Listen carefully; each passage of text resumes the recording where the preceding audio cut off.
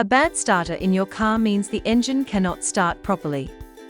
It happens when the starter motor fails to turn the engine or makes only a clicking sound. Here are some simple and easy ways to replace a bad starter in your car. First, make sure your car is parked on a flat surface. Turn off the engine and remove the key from the ignition. Safety is very important, so always wear gloves, and if possible, safety glasses. Let the engine cool down before working, because hot parts can burn your hands. The first step is to disconnect the battery. Open the hood and find the battery. Use a wrench to remove the negative cable first. This prevents electric shock and protects your car's electronics. After that, you can also remove the positive cable for extra safety.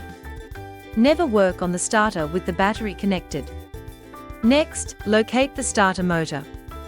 It is usually near the bottom of the engine, where the engine and transmission meet.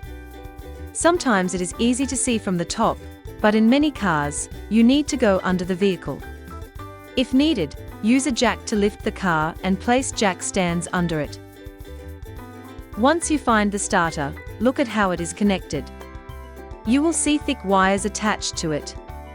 These wires bring power from the battery.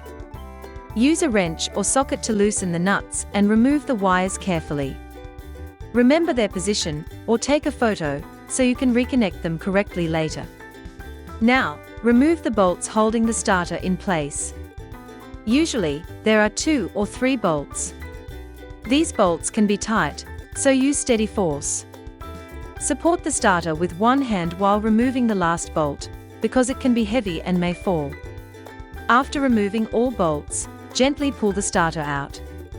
Place the new starter in the same position as the old one. Insert the mounting bolts and tighten them by hand first.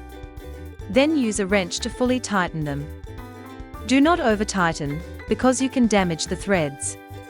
The starter should feel solid and not move. Reconnect the wires to the new starter. Attach them exactly how they were before. Tighten the nuts firmly, but again, do not use too much force. Loose wires can cause starting problems later. After everything is connected, lower the car if it was lifted. Go back to the battery and reconnect the positive cable first, then the negative cable. Make sure both are tight and clean. Now it's time to test your work. Sit in the driver's seat and turn the key. If the engine starts smoothly, the new starter is working properly. If it still doesn't start, check all connections again. Sometimes a loose wire is the main problem. With basic tools, simple steps, and careful work, you can fix it at home.